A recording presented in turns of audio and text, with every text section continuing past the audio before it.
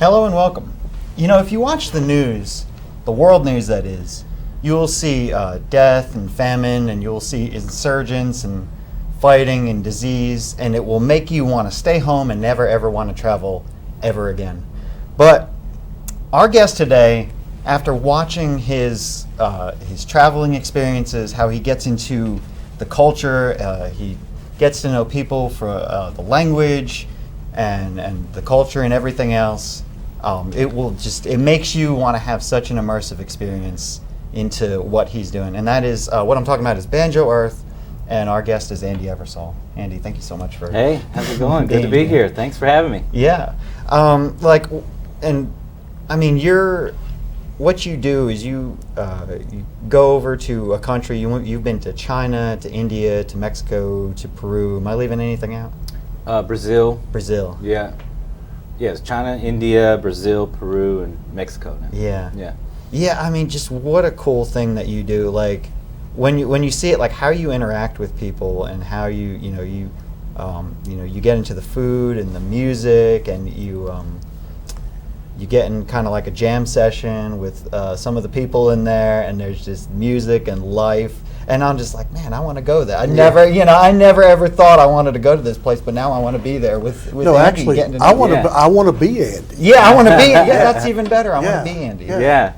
Maybe I can clone suits and you can just send us out all over the world. And I don't think this show reaches these spots in the world, but we're working on it. Yeah, we got to get it over there. Yeah, we're on the internet, and we could stream over there. Yeah, so, I'm thinking Brazil's our next market. Yeah. We've sort of maxed out Greensboro, haven't we? How did you pick the banjo? I mean, well, the banjo found me really. My first just experience with it was walking in Boone and seeing this guy with a floppy hat, like kind of a hobo-ish character, playing the banjo on the street, and I was maybe 13 or so, and I just remember that feeling, the banjo, the sound, and the mountaineer type vibe. And then I started hearing like Earl Scruggs and Bela Fleck, and those are my two banjo heroes. So I got a banjo for Christmas when I was like 15 from Santa Claus, brought me one, and it all went downhill from there. And you said Santa Claus is real. Oh, Santa Claus, of course. Oh, yeah. The banjo Santa Claus is definitely Yeah, for sure. Well, I will tell you, I mentioned when you were coming in here that I own a banjo. Mm-hmm. I so wanted to learn how to play, and then I had been a stockbroker for 21 years. So then we had the Great Recession, and my banjo dream kind of, went down. But Yeah. I do look good holding it. I mean, so I can really. It's a conversation starter, for sure. Oh, absolutely. Yeah, whenever it's different because most people play guitar is the typical thing, and just when somebody sees you with a banjo, there's two reactions. There's an attraction to it, or there's like a complete disdain and a running away of it. So well, they think you're from Deliverance. Right? Yeah, could be. Yeah. So it opens a lot of doors like that, and just people love the banjo. Everybody's like, "Bring your banjo," So. Well, it's a good time. It's a party starter, I'm sure. Yeah, yeah. It's a happy instrument, happy sound. I mean, you can play sad things on it, very haunting things as well, and it's just different. People appreciate that, I think. Yeah, and I know you play around town. You play at some different places. Tell me about some of the places you got coming up. Well, I'm doing a lot of shows at the Pig Pounder coming up. We have a CD release party for Banjo with Peru, which is my next project that's releasing. It's a documentary and an album, which I do in each country. So we're going to show the film at the Red Cinemas, and then we're going to have music at the Pig Pounder. That's on March 26th. So I play there often. I playing Speakeasy on Friday, like as a solo show. And my band plays several places. We do festivals. We do Sweet Old Bill's in High Point and Foothills in Winston, and just kind of try to get around the area and then do some festivals and special shows and parties around. I want to get into Peru and Mexico and everything, but when you come back and you start playing here again, is it a different vibe for you? Is it a different experience? Yeah, for sure. I don't play concerts like when I'm traveling. It's more just meeting people and jamming. And so when I come back, it's performing again, but I've also got a few songs that I picked up along the way, and that's sort of how it comes together as I learn from these different cultures and learn these different songs, and then bring them back to my band and put them into the band, and then we play them as like a North Carolina bluegrassy feel. Yeah, that's cool, because from all the different places, this is what you had mentioned in our last interview, was that you kind of pick up a different style each time from each of these different countries, which makes you, sort of unique in that way. Yeah, I love that. I just absorb the whole. Well, there's different parts. So there's the technical part of it, like the scales and the chords and the rhythms that I just kind of absorb. And then there's just the whole vibe of the place and the culture and the food, and so I take all those things and just mix them into my own soul, my own bag of tricks and tools, and it comes out as just the music I play. Yeah. Well, let me ask you: when you travel, do you travel alone, or do you have people that go with you that back you up, or are you just out there exploring on your own? Yeah, I usually just travel alone. I have a friend who works with me doing the videography. His name's Paul Byun. He does video here in town. Glass Bear is his company. Okay. And he'll come, like I'll go for a month or 2 months or 3 months, and then he'll come over for about 10 days or so, and I'll kind of I go meet the people and make a bunch of connections, and then I try to schedule a group, like 10 days packed of filming and shooting and recording. And he any comes busking? And films I mean, do you go out and do any just right on the street corner? Yeah, I love to play on the street. Yeah. People like try to give me some money, but I usually just like, I'm not, there to kind of busk and make money on the street, but it's just more to meet people and stuff. So yeah. Well, I think about the Kruger brothers, and how they were on the streets of Switzerland for all that time. And now they're in North Wilkesboro. Right. Yeah, I've done my share of busking, that's for sure. New York City subways is one of the craziest places to busk in. Yeah, it's very intense. Why is that? Well, people make their living there, for one, so it's real competitive. I mean, and I did this in probably 2010, 2011. I stayed there for a couple months and busked and played shows and traveled around. But it's that element is the competition, and then it's just it's very intense because people are just moving constantly and in a rush to get to work, and then some people sit and watch you play, and it's just a hustle, really. It's very hard work sitting in the subway and playing music and trying to make some money. You feel like you're out of rhythm, because everybody's just constantly. Everybody has somewhere to be. Yeah. Especially in the subway or on the street, everybody's got somewhere to be. Doesn't even matter if it's the bagel store. They have to be there, and they have to be there now. Well, the cool thing in the subway is they have to get there and wait on the train. So you have a group every 10 minutes or so that's captivated you know, whether they want to be or not. You like, sort of have a forced audience. yeah. But then it's cool. Sometimes somebody will really love it, and they'll like let the train go by and just keep watching for a little while. And Let me ask you this. Earlier you mentioned, you know, you come back jam with the band. What do you have a group locally or that you work with? Yeah. Banjo Earth and Friends is the name of it right now. Has been Banjo Earth Band. We put out an album and stuff, and yeah, it's got drummer and bass. Okay. A lot of times my brother plays fiddle, or we got a mandolin. So yeah, it's a really fun group. That'll be the group playing with me at the CD release party. Excellent. Well, we'll have to all get there. I mean, you know. Yeah. Yeah, tell us about I know you mentioned it already, but tell us a little bit about the CD release party and what that experience is gonna be like. Cool. So we and when? Yeah, so it's gonna happen March 26th, which is coming up soon. At the Red Cinemas, we're gonna show the documentary, which is about 30 minutes long, and it's we're gonna have a showing there at 1 and 3.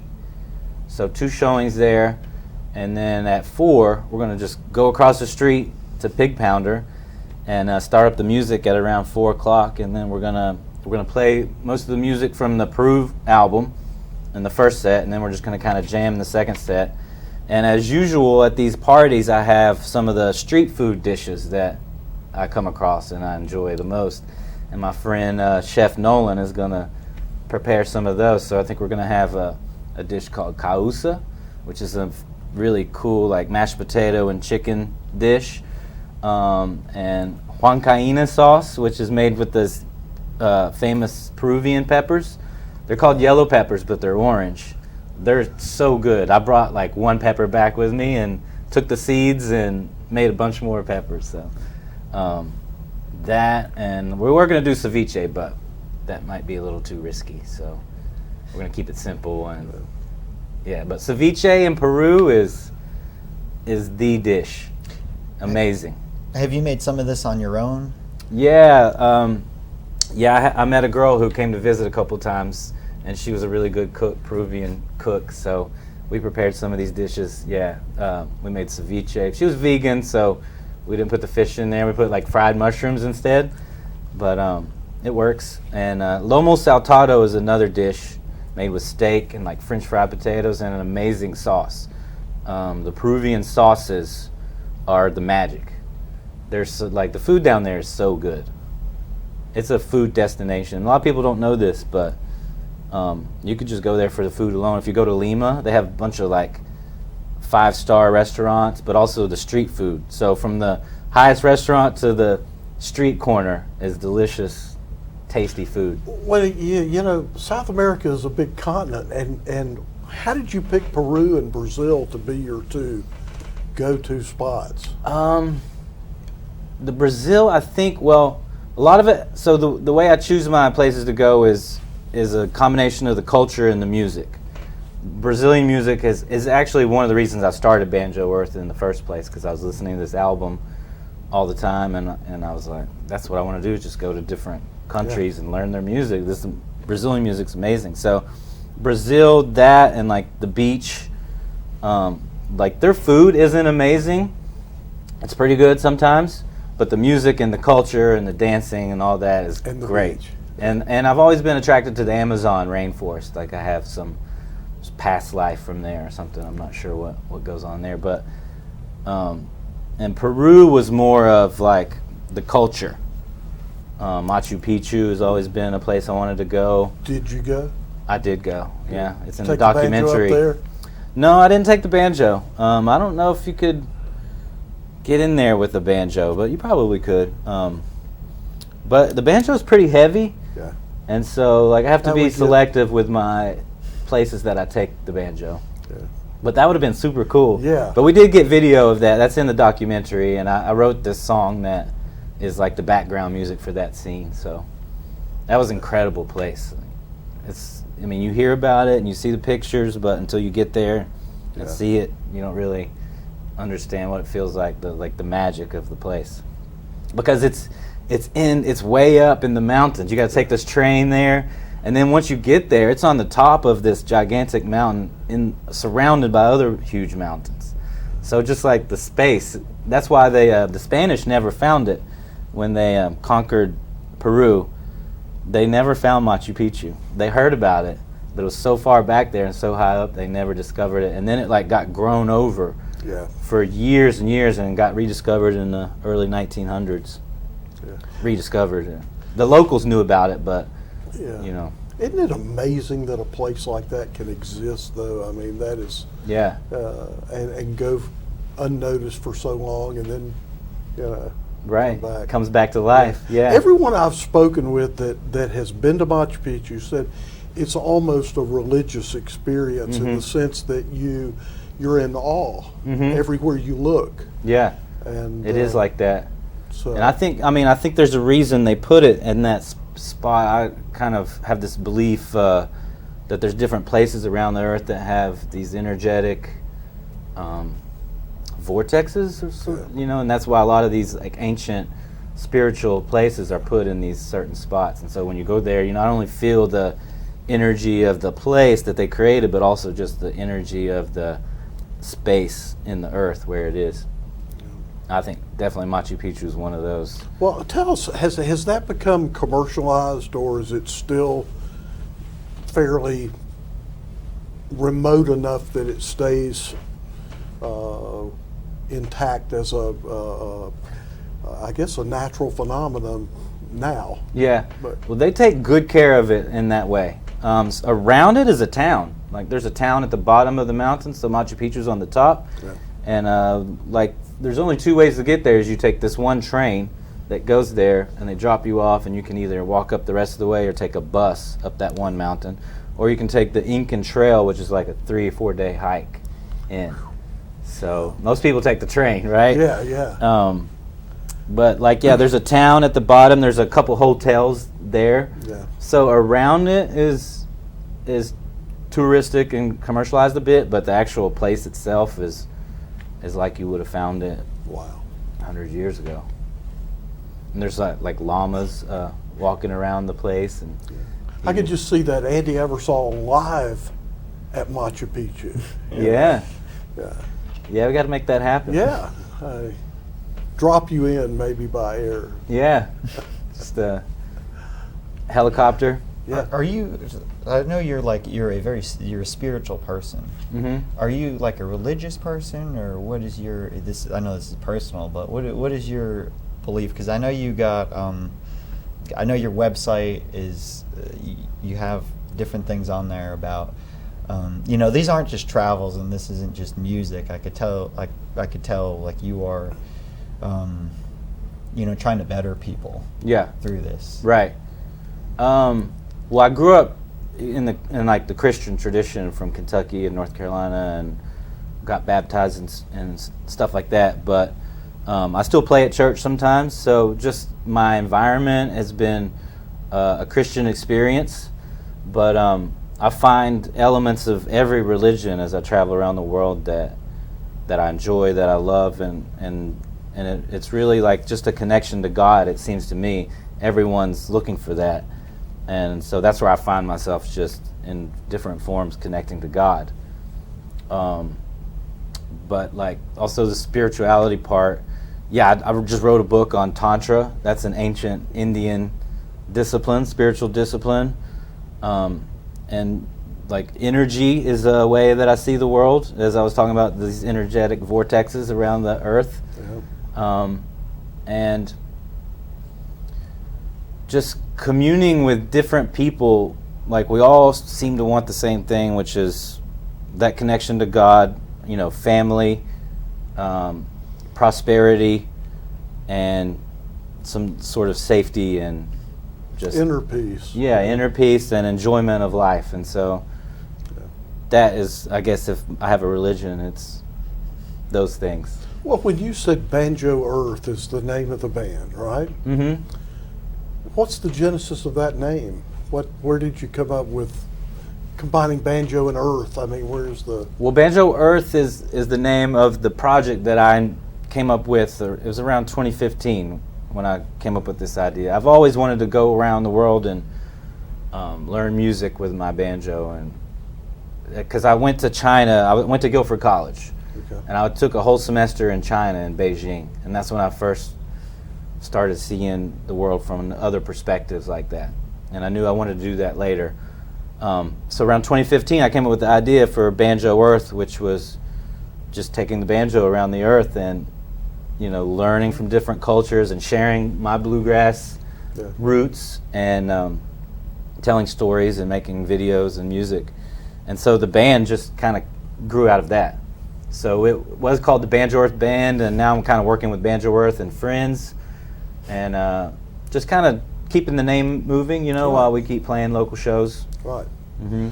Well, for me, the banjo is such a unique instrument in that, correct me if I'm wrong, but it came from Africa and then That's came right. here and was a black music maker, for lack of a better description, and to see how it totally has migrated into what is, today we call bluegrass, and it just amazes me. I mean, yeah, it's incredible history of the banjo. Came from Africa, but I've also found traveling around the world that every culture has its own banjo, because the original banjo was made from a gourd from the garden, with just like a wood neck and then cat gut strings, or strings made out of guts of some animal, because they got real tight and you could pluck them and play them. So that was the original banjo, but every China, Asia, like Southeast Asia, definitely Africa and Europe, like Arabia, they all have their own form of the banjo, which is that sort of round thing here, a neck, and then some different strings. So, I think back. I've got two daughters, and of course they're adults now. But I remember 20,000 Leagues Under the Sea, which was when I was growing up. That was a great flick because it was such a action-packed, but at the same time it was not a kids' movie, but it was a great movie. yeah. And there's a scene in there where Kirk Douglas plays a banjo that is basically a tortoise shell, from the islands, and with the strung, Right. fretboard and everything. And I just remember seeing that and thinking, I would love to play that. Yeah, that's cool. Yeah.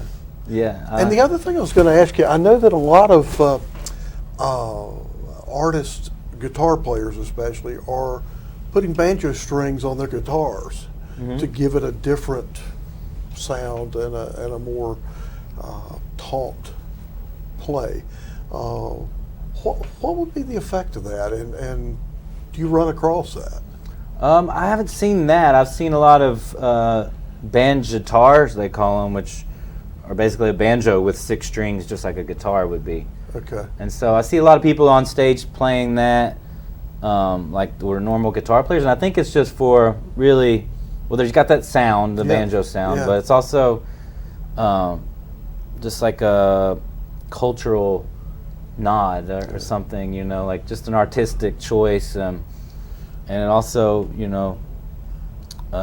attracts the opposite sex a lot, whatever. They're that could bait be. magnets. I mean, hey. So can't blame people for doing that. Hey, that's why I say I own a banjo. I look very good holding it. You just go into parties, hey, man, carrying your banjo. Hey, I'm with tired. I don't want to play tonight. Yeah. Yeah. Like I just got done with my concert. I'm not playing anymore. Yeah, I'm through. Let's talk about something else. Yeah. Yeah, let me put my banjo up first.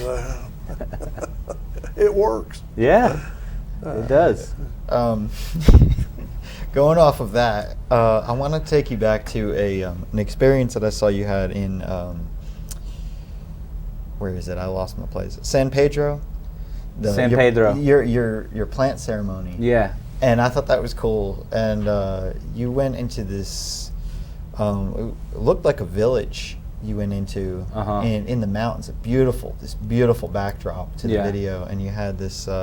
Tell me about the medicine and what that was like, and your experience and what you were feeling. So that's just outside of Cusco, Peru.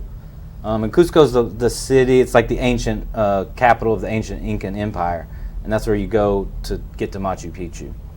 But around Cusco is called the Sacred Valley of Peru, and there's all these little different towns, but there's a lot of plant medicine there. And San Pedro is basically mescaline, which is from the cactus, and it's called San Pedro. That's St. Peter. They called it Huachuma, because there's an old language in Peru. I'm blanking on the name of it right now, but it's what they spoke before the Spanish came. And Huachuma is the name of the plant medicine, the original name of it. And so that basically means like you're getting your head chopped off, which is their way of saying disassociating from your normal way of seeing things, right? And they called it San Pedro, the Spanish did, because they were like, these people who were doing this look like they're talking to St. Peter. And so San Pedro is St. Peter in English. And so that's how that became the name of the plant medicine. But it's basically mescaline, and it's a bit psychedelic. It could be similar to psilocybin or mushrooms or something like that. And what we do is we sat in the circular place that this guy had built. He built it himself, and we sat in there and just drank the tea. He takes the powder, mixes it with water, and it tastes not good. It's not good at all. It didn't look it was this green. It's green powder mixed into water, and like it tastes like the earth. These things don't really bother me, but a lot of people I see are just like, ugh. So I took 2 nice cups of that and had a wonderful experience. Like it's not so crazy, but it's a real sort of connection to the nature, and like kind of see the energy of things. And we walked back into this where he lived. It wasn't a village really. It was just like up in the mountains, and we're trying to find this place. There was no address, but you just like got dropped off at this place, and then you had to walk through these cornfields and go find this place.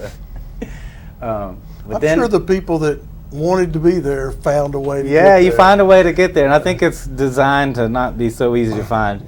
But after we took the San Pedro, then we went for a walk up into the mountains, and up there's like this amazing waterfall that we got in, and he was showing us there's all these little caves in the mountains.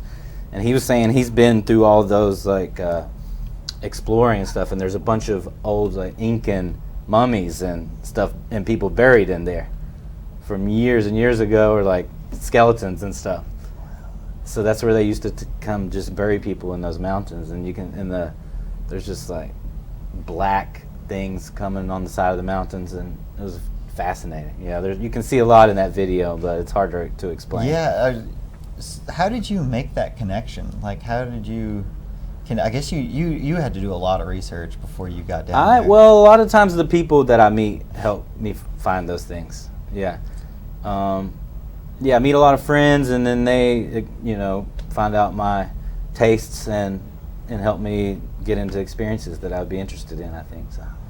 You have to be a very open-minded and trusting person to. And put yourself in these types of experiences. Very brave. Yeah, very brave. Yeah, all those things. My intuition's powerful. I feel it's never gotten me into trouble one time, and I can feel like I'm just very observant, and I feel when something might be off, and I am good at getting out of any situation like that. If I feel those doors keep opening, then I'll keep following that trail, sort of like a Indiana Jones type thing, Dun, dun. So let me just. This is fascinating. After you drank the mescaline mixture, is this when you walked through the cornfield and found the rest? No, we had to walk through the cornfield to find the house. Okay, gotcha. We got dropped off by this little motor taxi just on this dirt road in the middle of the mountains. And we're like, is this it? No, I don't know. There's no number. There's no address. Peruvian Uber. Yeah, it was this thing on like 3 wheels, wasn't it? Yeah. There's a lot of those little motor taxis. They're basically motorcycles with cars built over them. Yeah. But yeah, because you told me about this last time last time we had this conversation, which was about a year ago. Just you have to trust your intuition and trust other people's intuition about different neighborhoods you have to navigate. Yeah. Yeah, I mean, I like to talk to people, and I'll go to some places or a party or something and talk to them there. And like in Mexico, for instance, I was in Mexico City. I went to a party. I was just talking to people, and they were like, "Don't go to this neighborhood. Just don't go." And I said, "Okay, I'm not going to be like, okay, I'm going to go there since she told me not to. I trust that for a reason." Yeah. There's lots of other places to go and visit, and most of the time during the day in almost any city, you're going to be all right if you just kind of stay with the crowds or go with certain people that know what they're doing. Right. And this leads me to my next point, which was you have a sort of a travel guide tab on your website on banjoearth.com. Mm-hmm. And is this from your experiences and how you can kind of guide people? A travel guide? Yeah, I thought you said. Maybe I missed something. No, I don't have that. I have a Tantra guide. A Tantra guide? Yeah. Okay. It's like a beginner's guide to Tantra. Because I just wrote a new book on Tantra, so it's sort of like an intro to that. But I want to make some travel guides, but I haven't done anything like that yet. I'm working on an ebook for Peru. We'll get into the Tantra because I did have that written down. I did want to get into that. I guess my point was for people that are reserved about traveling to places like this. Like, do you have any tips, recommendations for people that want to travel to places they might not otherwise go to? Yeah, I think you just got to go. I mean, that's really the only thing I've got to say. Because what you get from the news is just all you're going to hear is the bad things. Yeah. For instance, Mexico. I mean, all you hear about Mexico is the drug cartels, the kidnappings, the immigration, all these things. But you go to Mexico City, and it's just a fascinating place. Yeah. Amazing food, culture, music. There's some places you don't want to go, but you can easily find out those things. You just watch a few YouTube videos, watch my videos. That's one reason I do make these videos, is to inspire people to go to these places. Like my mom didn't want me to go to Mexico City. Nobody really wanted me to go there. But once you get there, you find that, wow, this is another beautiful city in the world. But you're carrying that universal language with you, which is music. So, it's not like you are hampered in any way by going to a new culture, because your instrument gives you the ability to inspire and bring in new fans for what you do. Yeah. I mean, that comes later, really. Like when I get to a place, I just start to explore a bit and get my feet on the ground and start to make some connections and stuff. And then I start walking around with the banjo, because you attract a lot of attention with a banjo, with any musical instrument, especially the banjo. So, you have to kind of like pick your spots where you'll bring that thing out. Yeah. But I think it's just to be brave and go explore a little bit.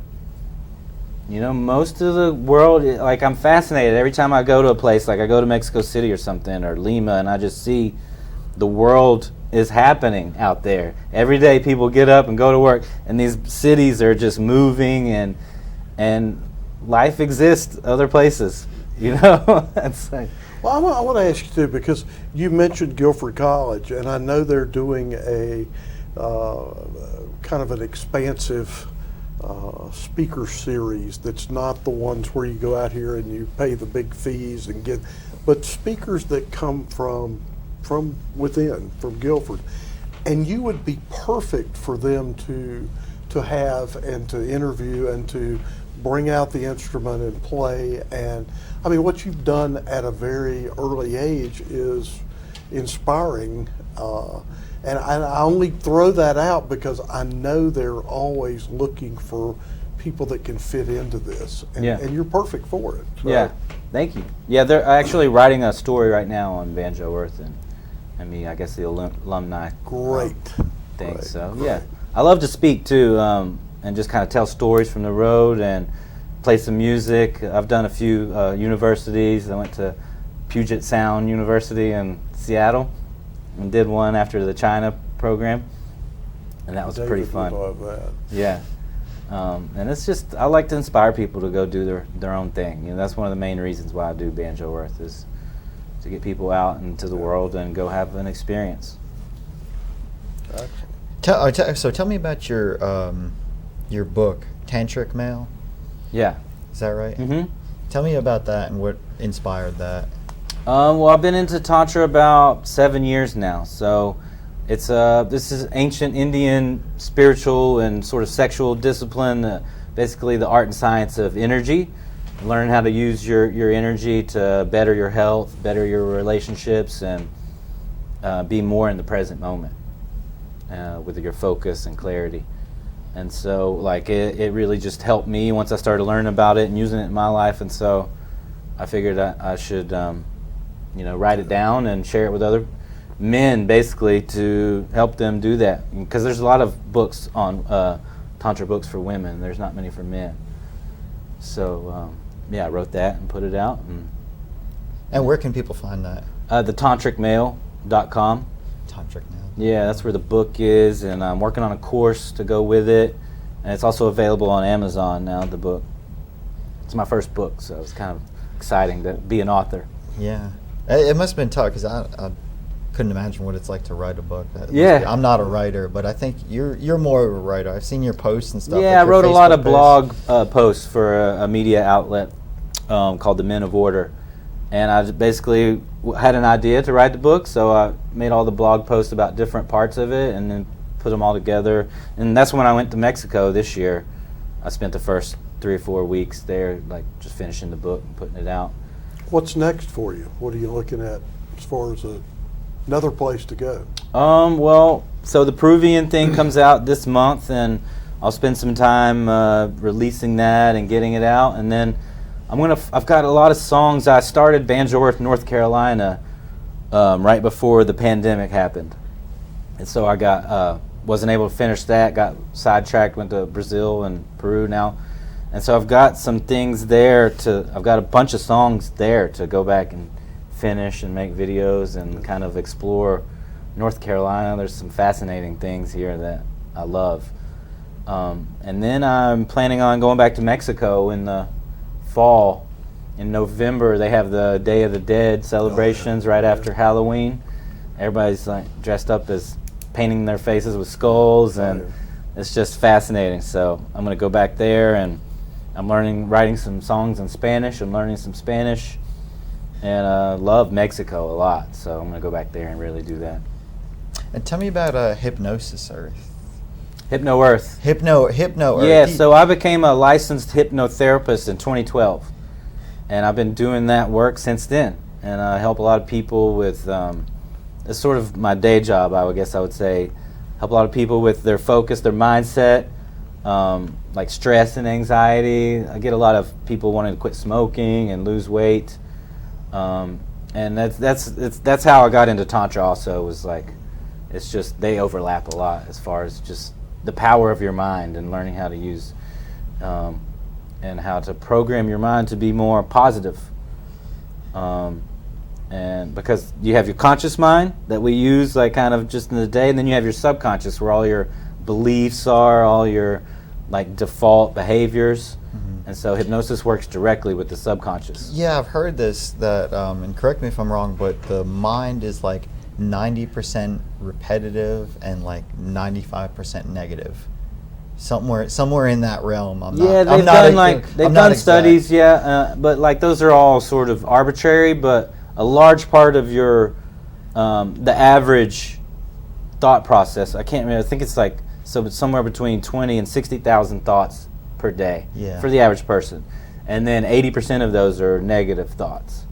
So that's a lot of room to change your thinking to be more just positive on your outlook, and a lot of that is just like focusing on seeing the good things in others, believing in yourself and thinking you can accomplish anything you want to, and things like that. You know, like programming your mind for success and joy and happiness rather than destructive things.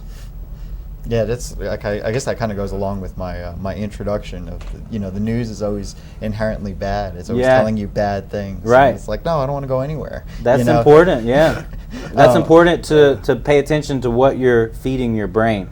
The news, what books you read, what music you listen to, all those things you're feeding your brain. So helping people become more aware of what they're feeding into their brain is an important part. Yeah, it's like when my mother was living at the friends' homes, and I went and programmed her TV so that it wouldn't get Fox News, but there.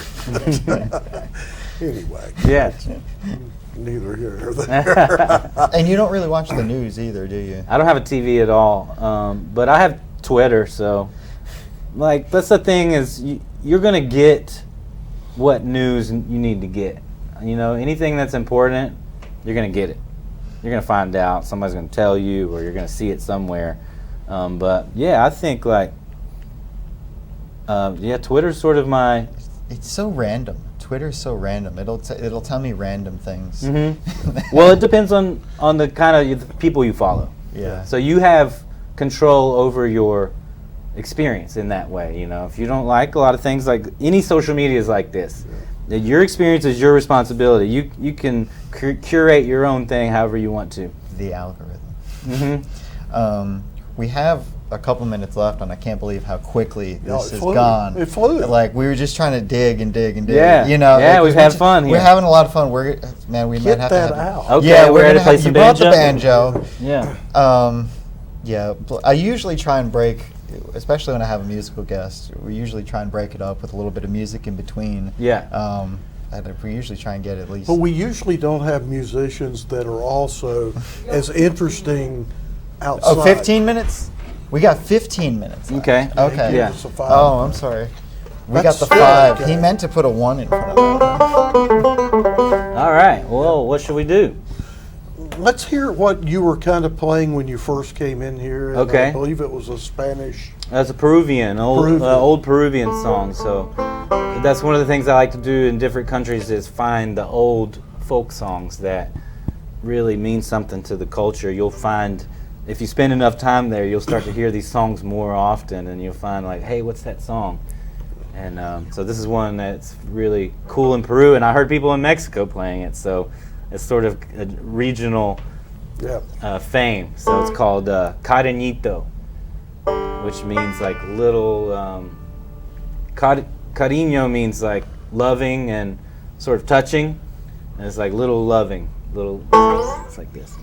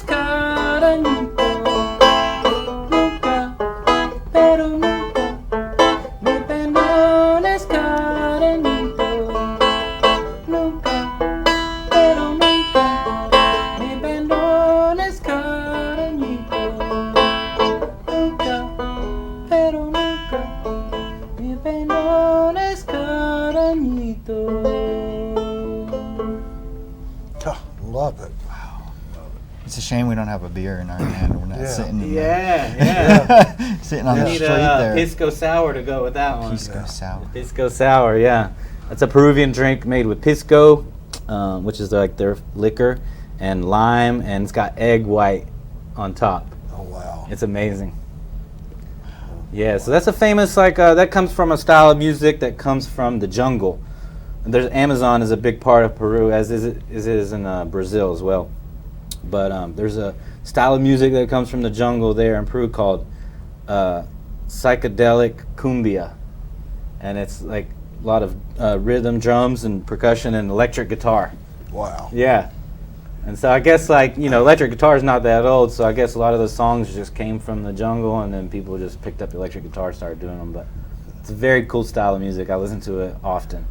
Well, let me ask you this. I know you had mentioned earlier two of your, music idols, one, of course, being Bela Fleck and the other being Earl Scruggs. Yeah. Do you do clawhammer mostly, or do you do Mostly three-finger style, Three-finger. which is this with the picks and like that. And I do a little bit of clawhammer, but Okay. not a whole lot. Okay. Yeah. That is. What about you? amazing. What kind of style do you play? I'm freestyle. Yeah? Anything goes. The air banjo. Yeah, Yeah. anything goes. Nice. Yeah. It's too funny. Kind of like freestyle rapping? Oh, absolutely. Yeah. It's like slam poetry. Nice. Love it. But I think "Bow Them Cabbage Down's about as far as I can Yeah. go. That was the first song I ever learned, actually. Okay. It's the first song in the banjo books, usually. Yeah. Cripple Creek was the first one in the Earl Scruggs book, which I got, and that happened to be my grandmother's favorite song. So Oh man. she got a lot of joy out of that before she passed away. That is great, and I know I knew a hospice nurse at one point that whenever what would happen is they would give them a patient or two patients to have until, unfortunately, the patient was no longer with us, but she would make an effort to get musicians to come in and play for patients who used to be musicians. Okay, yeah. And that's right. the doctor said it was just amazing how that would cause things to just them to be very lucid. Oh, it's so uplifting, yeah. Yeah.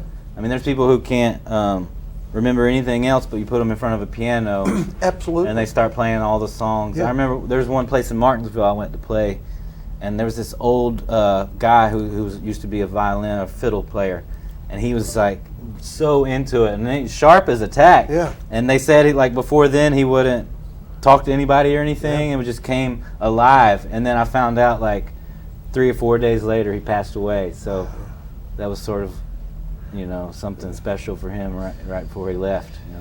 There was a lady An in encore. the memory Yeah. care unit over at the Friends Homes, and I will never forget, she didn't know where she was, but when you put her on that piano bench, she could play anything from Over the Waves to How Great Thou Art to, Yeah. I mean, she was just all over using the entire keyboard. Nice. And yet, again, you might have to tell her, how to go over Yeah. and get to the, Well, music's another language, and once you get it, it's in there. yeah. And it's also just an amazing way to communicate with people who don't speak your same verbal language. Yeah.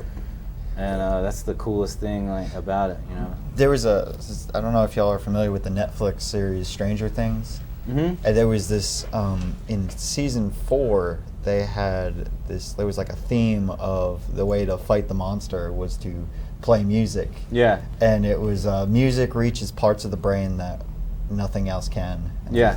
it was what y'all are talking about that. Right. Hits Oh, right I in there. believe it. Yeah. I do believe it. I see it. I have seen it, and if you really think about it, it is the universal language. Mm-hmm.